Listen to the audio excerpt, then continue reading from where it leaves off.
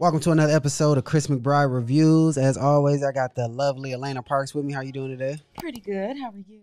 Pretty exceptional. How baby CJ in there doing? Oh, he's moving around. We're getting close, y'all. We at the finish line. 37 week. We're in our 37th week, so I think we got like 2 weeks and 6 days now or something like that. 2 weeks, 5 days, something along those lines. So by the time, you know what I'm saying, a couple weeks into maybe 1 or 2 episodes into the new Tommy series that starts February 6th, baby CJ will be here. But we're doing a review over episode 8 of season 2 of Power Book 2. So what was your thoughts on this particular episode? Man, y'all, this episode is so good. So good. So just jumping right into it from the beginning. We already know that Tariq he's on trial currently for the murder of Ramirez and Professor Reynolds. And everybody's like, he did it. There's obvious evidence and things of that nature. The only problem he's running into right now, he don't have no money. The supply got cut off, so he has no money.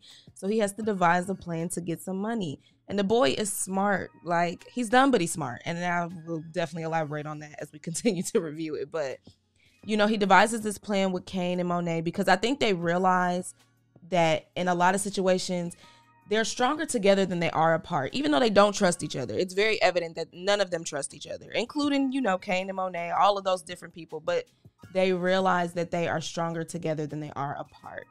So they pin everything on GTG and they hit Mecca for everything that he got so they can get some money for this man's trial so he doesn't have to have a public defender. Because Davis let him know, if I don't get my money, you'll be doing 25 to lie. We'll get you that public defender up here that don't know nothing, that ain't gonna be objecting, that's just gonna have you out here doing bad. But I think this episode was good as well too, and that plot to rob Mecca was kind of left to me. I didn't really understand it, and I do feel like that's going to come back to backfire on them, because even closer to the end of the episode, after Mecca had killed the his cook, or the little Asian dude, Chinese dude, I don't know if he was Chinese, Peruvian, Korean, something Asian, you know what I'm saying? Asian persuasion.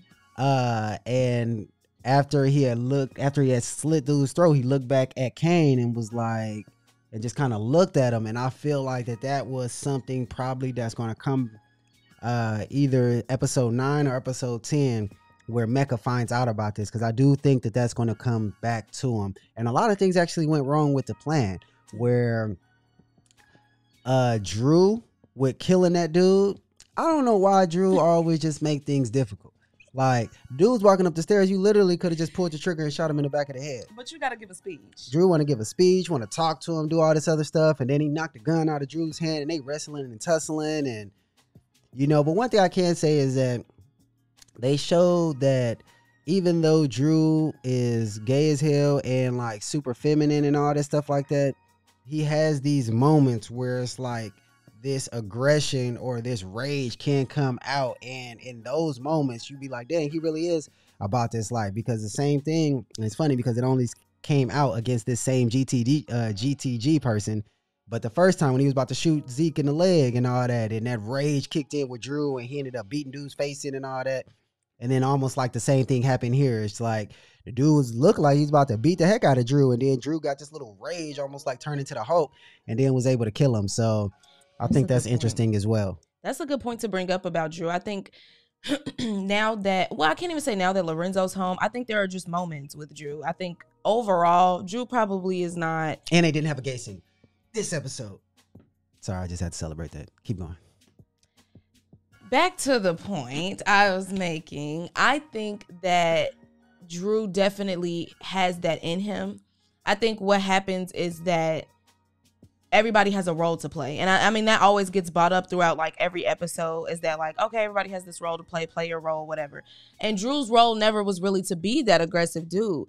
But now it is. The roles are starting to shift and change, and everybody got to play a different role now. And I think that's why we're starting to see these moments where it's like, nobody ever really had faith that Drew was going to be like this big, you know what I'm saying, like a Cane type dude. Like, oh, he's aggressive. People are scared of him. He's more like level-headed. Like, okay, he came to reason. We know when we see him, we're probably not going to get into it because he came to reason more than likely. But it's like now he has to step out of that role a lot more often because you know, he's his father's right-hand man now. We already know how Lorenzo get down. He's not really coming to say too much. If he's coming to do something, he's coming to do something. And so it's like, I think in those moments we are starting to see Drew does have that capability of, you know what I'm saying, getting with somebody when he needs to.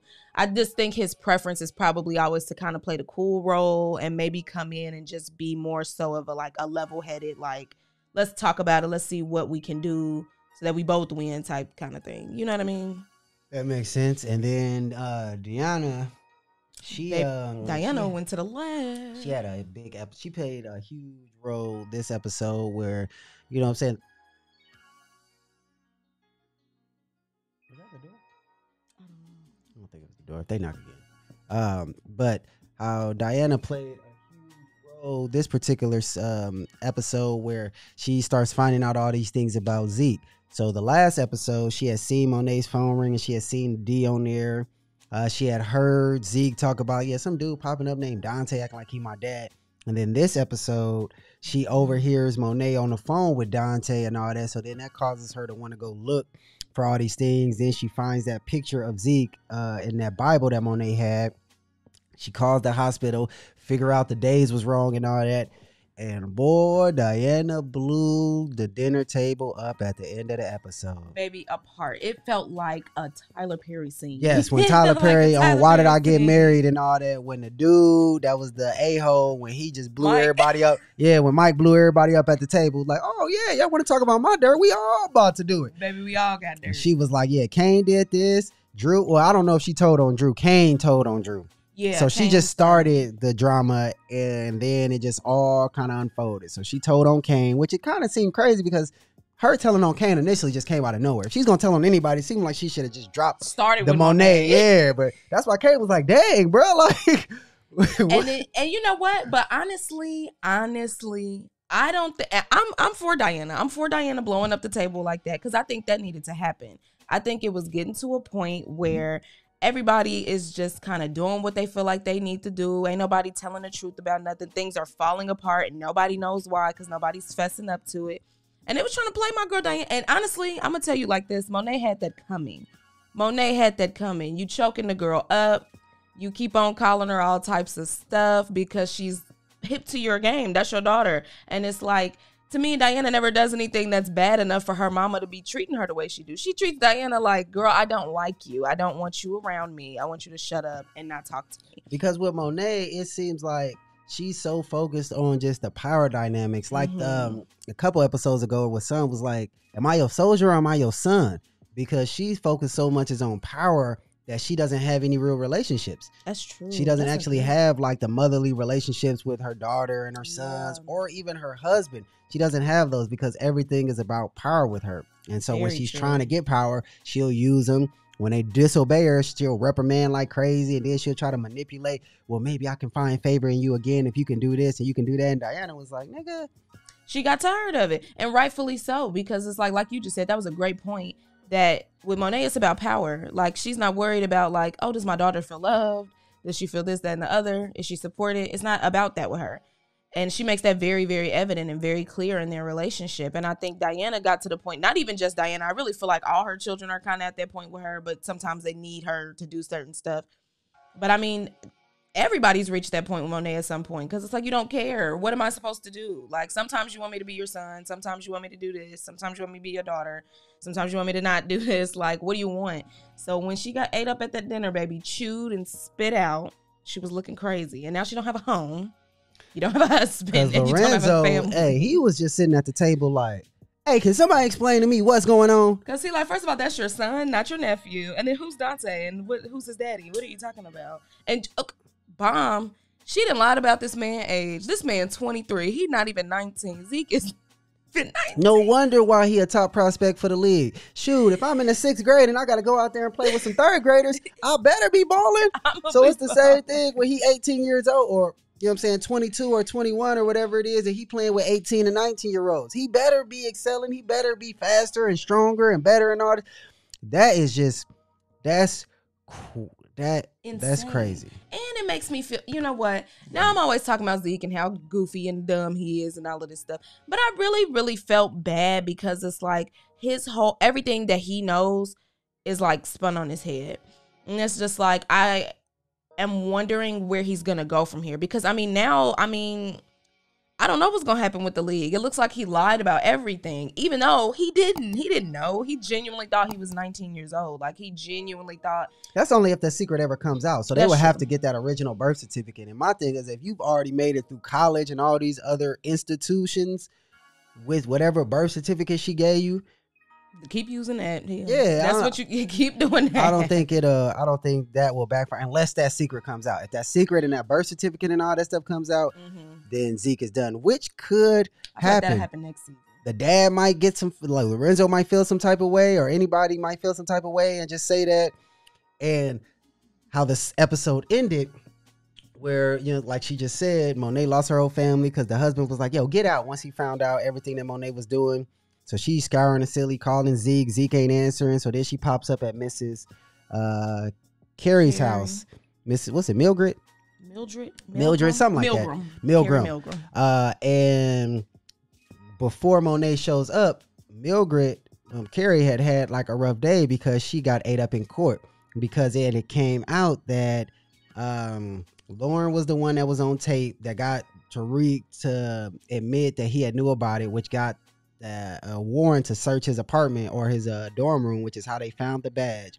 Once he found out it was Lauren that did that, Lauren was dang near in jeopardy. So he also found out that Carrie is the one through Sax. Sax told him that Carrie is the one that put Lauren up to it. So he then approaches Carrie and is like, yeah, look, if you care about her safety and all that stuff like that, then you need to make sure she's not the one to go on the stand, and you're the one that goes on the stand. And when she had went on the stand, boy, Method Man tore her up. He was like, you messing with the detective, you sleeping with the detective, you sleeping with the detective that's investigating the murder of Jabari and all that, you sleeping with the dude that got the professor that got murdered, which is Jabari, you sleeping with me. You sleeping with the lawyer, or you have slept with Method Man, which is the lawyer, you didn't slept with the original suspect of the whole thing, which was Zeke. And you're not supposed to sleep with students. Why? Because it changes the power dynamics. And so he already knew she was about to lose everything. So then fast forward at the end of the episode, she's at home and her boss sends her that message. Y'all need to see you in the office tomorrow. So you can tell, she doesn't verbalize it, but you can tell like, dang, I'm about to probably exactly like Monet. And then the irony of Monet showing up, because Monet's like, man, I just lost my whole family from lying. And then she like, dang, I just lost my whole career from lying and all that stuff like that. And then Monet looks at her and was like, yo, Zeke will never come back to me if you're still here. And then the scene cuts and then it goes to something else. And then the very last scene is Zeke popping up at her place. And when he goes upstairs and opens the door, he sees her hanging from the ceiling. And then the episode ends. So Monet hung herself. Either Monet hung her or she really hung herself. Or she made her hang herself or something like that, which I don't really know what Monet could have told her to make her do that. And she was already fully exposed, so I don't know what else could have happened and all that stuff. But I also don't know how Monet is able to hang her without leaving no evidence. Monet's a woman. You're not about to lift her and do all the other stuff like that. Like, I'm just interested in seeing how the details of her hanging comes out. Yes, I would definitely agree with that. I'm definitely ready to see how, because I feel like Monet definitely did it. And I'm just wondering how she spun that to do that. And honestly, I like to go back just a tad because we need to get into this defense team and the prosecutors, because here's the tea, y'all. After the whole thing came out that there was some evidence on tape that Tariq knew of Jabari's like book that he was going to come out with and all of this stuff, baby, they was about to put Lauren on the stand, and Lauren was like, hold on now. What I'm not going to do is take the stand. So she's in protective custody because her life's about to get split on open because she was about to go testify. Tariq, in true St. Patrick fashion, pays a visit to Miss Carrie because he's like, baby, you're not about to keep on trying to play both sides. And Carrie, once again, decides to try to spin it and is like, well, what about Lauren? Because she snitched on you. She only did that because of you, so don't try to do too much. But I just think we're also starting to see a different type of break in the defense because Sax is always doing something goofy when it comes to this other woman. Like when it comes to the woman he's having sex with and stuff from the prosecution team, he's always he just always is saying too much. Just like he said too much to Tariq. He was the one who let Tariq know, like, hey, Carrie was also involved, which even made the conversation between Carrie and Tariq happen because of sex. Because Saxe don't know how to keep his mouth shut. But I am kind of ready to see what happens with that too, because I just don't see that lasting too long. I feel like Saxe finna get blown up in a certain type of way in a minute, because I feel like the part of me, I think he always is going to hold on to that little vendetta that he had against James St. Patrick and the whole St. Patrick organization. He's always going to be like, I don't really be wanting y'all to be free. I really want y'all to get caught up. So he always takes these small opportunities to let people know, like, no, they still on dirt. Like, in the room, they're having sex, and he's like, oh, well, maybe we should be together. And so then it comes up like, did Tariq know about that tape that you told him? Like, did you tell him that? He's like, well, I didn't show it to him. That basically letting her know, like, yeah, he knows about it. It's just, I don't know. Saxe is always doing too much. Davis, of course, is always going to be messy, so that is what it is. And Tariq was so dumb on that part. He's like, so are you going to play it for me, or are you just going to go worry about your dinner reservation? Like, if you don't just get up and press the space like, bar. read the room, bro. I just told you I can't allow it, but if I go to the restroom while it's up and I just said, only thing you got to do is press the play button or the little space bar, and it'll start playing. Read the room, non-verbals and all the other stuff like that, and be able to read just between the lines of what is not said. You definitely got to. And I wonder if, and I guess we could move into predictions, because I'm wondering, I feel like Tariq is going to have an opportunity to approach Lauren about this tape.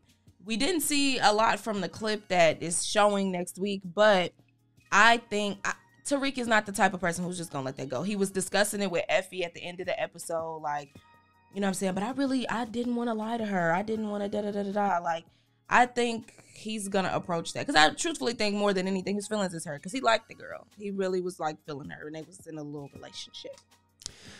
Yeah, but I also think it's a lot of stuff with Lauren. Because remember, you know what I'm saying? Lauren had a dude. She had a good dude. And all that stuff like that. Malcolm or whatever his name was. And she had did him bogus for Tariq and all that other stuff. And it's just like, Effie was like, why would you want Lauren when you got to be somebody that you really not? And I'd say Lauren is almost the same way, where it's like when she's with Tariq, she got it because she lied. And he was like, oh, I wouldn't want to lie to her. And I'm like, but she lied to you like crazy.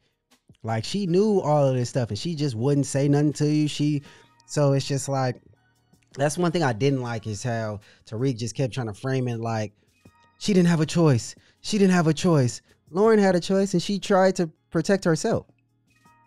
The whole thing started was she found, like, the black girl, Brocretia or whatever, the ghetto girl in her class and all that stuff. Remember, she had put the drugs in Lauren's little thing. Brashandria had put the drugs in her thing. And instead of her saying on Brashandria, she wanted to take it to a whole murder trial with Tariq and all this other stuff like that. And I'm like, fam. Like, now, that's the crazy part. She never even brought up the fact that she got the drugs from the girl on campus. Why didn't you just throw her under the bus? What in the world? But you want to throw Tariq that ain't have nothing to do with that. That's why I'm like, I don't really know what will play out with that, because Tariq seems to be so guilty and all that stuff like that. But Lauren don't really seem to feel guilty. Lauren seems to be operating out of fear. Like, oh my God, I don't want a punishment for this. Tariq is like, damn, I feel bad for actually lying because I did care. But I don't really know. I feel like that is just done for, because how would you ever be able to trust her again if you knew she secretly wore a wire and never told you? And that is the reason you caught a double murder charge. I don't think he'll ever be able to rock with her. True. But in regards to predictions, how do you think the Carrie situation with her being hung and all that, how do you think that's going to play out? And do you feel like that's going to backfire on Tariq or Zeke? I do. Zeke, not so much. I definitely think that it is going to play back on Tariq, just because, and this is the problem. It's because his family, and not all of his family, but a lot of his family has that history, man. Like, now she done testified and gave you this great testimony and stuff on stand that at least makes it look like she could definitely be lying about, like, everything that we were talking about. There's no way that you killed whatever. So it looked good for him in that moment. Then it starts to look bad because it's like, now she did. You know what I'm saying? She was like one of the only people who you really could have caught up like that. Now she's gone. And so everybody's always making that point that when it got something to do with Tariq, people show up missing. The only thing that's going to save him, I think, and that's in that regard, is that she wasn't found dead. like on the floor, blood, da da da da da. It looks Do like you she's think hung. that that's going to? Monet said she got to basically kill her to bring Zeke back to her. Do you feel like that's going to bring her and Zeke closer together, or that's going to backfire on Monet? I think that's gonna backfire on Monet something serious, because what she has to realize You think is he gonna that, find out? probably not right away. I think, they make Zeke kind of dense, and so I don't know if they're gonna break the news to him immediately, or anybody's gonna find out immediately that Monet played a helping hand in Carrie hanging herself. You know what I mean? But what I do think is that it is gonna backfire on Monet. Monet goes into these things thinking she knows, or like she can somehow just wiggle her way back into stuff, and it's not really gonna make a difference what she actually did. It's like, dude, you lied to him about his whole life. And then the one person that he really does care about, you know what I'm saying? Because he cares about Carrie. He liked Carrie. You didn't took that away from him. And once he finds that out, I just think it's done. First of all, I think it's pretty much done, because you didn't lie to you, the boy mama, and you got blown up at the table. But I do think it's going to backfire on Monet. I don't think he's going to come crawling back to her in the way that she thinks he will. Like, I think if anything, she's about to get real, real desperate, because, I mean, that was her meal ticket out of there, and the boy is about to go play. I don't really see. And she lost her position with her husband, so Yeah. she's fully cut off. I think she's gonna run back to Mecca, because that's why they She's for sure showed. gonna- You know how they do the little previews at the start of the episode. They show when Dante had offered her trust funds for everybody and all that stuff like that. Oh, Only thing she had to sign. So I think that's why they had showed that, even though in the episode they didn't really make it relevant. But I think that's why they showed that, because that he probably will end up being her out. Mhm. However, I think going back to the robbery and all that stuff like that, I wonder the backfiring of that, where when they rob Mecca and all that, I think that's gonna come back on Monet and Kane. Okay, and, yeah. In a very, very bad way. And I'm just interested in how this whole thing is going to play out, because and I'm interested in seeing now that Lorenzo knows Dante's name. And man, because keep in mind, he met the plug last episode He and knows all what the that. plug look He just like. don't know his name. He know him as Mecca. Kane as well. So once Kane and Lorenzo, which is Lorenzo Sr. and Lorenzo Jr., once they find out that Mecca and Dante is the same person, which is the dude that's been banging Monet, I don't know what's gonna happen. I don't even have a prediction for what's gonna happen when they find I think that that's out. what's tied to the scene where it was like a shootout with Monet and Dante at a park or something like that, and then they both got guns and they ducking down. I think that's what's gonna happen next episode. I think that got to do with probably Lorenzo and all that stuff like that. So I'm interested in seeing how this is going to happen, and I think that Lorenzo and Dante might end up coming together by season 10. And hear me out. The reason why I'm predicting that by episode 10, is because Lorenzo is actually the only one that didn't have a part in robbing Mecca. Ooh. So Mecca's like, I could trust you. I think that is going to, because once he finds out, I think everybody could turn on Monet. I'll be interested in seeing if she makes it to season 3. You know what though is interesting about what you just said? I think that's a good prediction as far as like Mecca and Lorenzo coming together to work together. I think there's just so many points of tension that would come with that relationship though. First, you were screwing my wife. That's the first thing. And what's going on? Like, you're the father of her nephew, her son. So I feel like that's going to be something that's going to be worked out. Another thing is Kane. Just like Monet, Lorenzo, I feel like, is the same way. How Kane would tell Tariq, like, now I ain't gonna, if the boy come after you and you do what you got to do, you just did what you have to do. But if you seek my son now, I'm going to put you down myself. Like, there's no way that you about to just do that to my son. I feel like Lorenzo, in a sense, is not about he definitely be on that with Kane for sure. And I don't think that he's going to have a problem with him being punished in any way, but killing him or trying to take him out of it all completely, like with Mecca, I could see that coming to blows between Mecca and Lorenzo, just because like that's his family. You know what I mean? So I wonder how Kane is going to be impacted by all this. I definitely think something's going to happen to him, because I think once it all blows up and he was a part of that, something's happening. I don't know if you're going to get your throat all slit up like he be doing everybody else, but I definitely think something's going to happen. And do you think he Mecca will? Yeah, I think he was with that ring. Do you feel, I think that's going to come back to bite them too. That man was about to propose. Somehow, I feel like that's going to come. But I feel like Lorenzo might use that to turn Dante against Monet. well, you know, she robbed you. Well, if he finds out, because Kane will say that if he's feeling some type of way and all that stuff like that, tell his dad these things thinking he's hurting somebody, but in actuality that could come back and bite him and all that stuff like that. So or Drew. I'm interested in seeing that. And as much as I like Mecca, I don't know if he'll make it to season. I feel like either Mecca or Monet won't make it to season 3. I don't know that both of them will. One of them I feel like is not about to make it to season 3. But then it's like with Monet, if she stays into season 3 and Dante doesn't, I don't know who she's going to have. Because I don't see Lorenzo just being like, oh, we can work it out, Mo. Maybe her children, maybe some of her children may come back. Maybe her and Kane will do something and go against the family. But I don't know, because I guess it really just depends. But I definitely think something is about to blow up with the rest of the Tejada family and then Monet and Dante. Because like you said, they had that shootout scene and I definitely forgot about that. Like, or maybe she'll just take her little meal ticket and run on up out of New York, baby. Who knows? Maybe neither one of them will make it and they just go off into the world with Zeke. Man, and then, you know what I'm saying, I had predicted, I couldn't tell whether he was going to mess with Diana or Effie, and he messed with both of them and all that stuff like that. Still not messing with Lauren. I don't think that Lauren is, I think Lauren might be, he keep her at a distance if he wants to escape the life and all that stuff like that and get away from it. But while he's in it, I don't think that he will be able. He can't. He got to keep her at a distance and all that stuff like that. Those are, it's like an Angela and a Ghost. And the fact that they didn't have her much in this episode lets me know, yeah. They're probably weaning her. They're probably weaning her out for a minute, which makes sense, though. And I think that there are some good parallels. I feel like I'm always comparing this just to the regular Power season, but there's just so many, like, good parallels in the show because it's like he has all of these women around him. Only certain people truly understand what the boy is going through because they're doing the same thing that he does.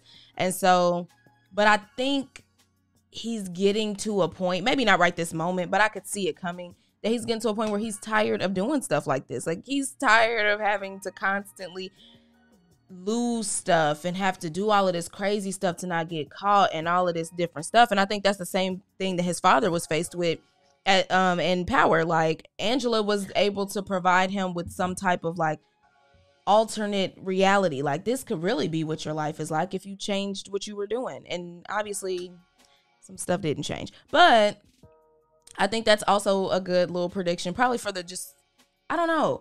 First of all, I don't know how Ghost already knew that his family was just not anything to the point where his daughter was going to end up in foster care and get adopted. But we feel sorry for you, little girl, because you know what I'm saying? You've had the roughest life out of everybody. And so my condolences and feelings go to his little sister because now she's about to get adopted and they're not even going to be able to see her anymore. Not like we were missing her. That makes sense to me because if you really watch the season, Tasha never made great parenting decisions. She never made great decisions, really, period. So I could imagine Ghost like, well, if I get taken out for whatever reason, we know Tasha ain't taking care of her. She's not about to last long without me and all that because she doesn't make decisions great. She gets emotional and then does these things that really a lot of times Ghost had to work out of and undo and all this other stuff. Or Tommy or all these other people had to come. And so I could imagine that him foreseeing that. Like, or if he get killed early, she probably has something to do with it. That's why she wasn't in his will at all. That's true. And so that plays a factor. Big Mama, I think he knew Big Mama probably was not going to be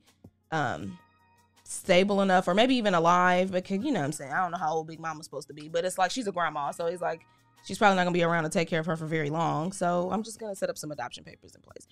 I guess kudos to him for that. I feel very bad, though. She's like the St. Patrick kid that got like the short end of the stick, like the super short end of the stick. And it's just so frustrating because even still, they try to frame James as just this worst dude, but I'm like, dude, you are everything that he didn't want you to be. You killed the dude because he didn't want any of this stuff for you. Now you're going through all these stresses, murder charges, doing all these drugs. You got people after you doing all this. You don't really feel safe. And the dad just kept saying, son, why do you want this particular life? Why are you choosing this particular life? It's not like Tariq has grown up in the streets and needed to do any of this stuff.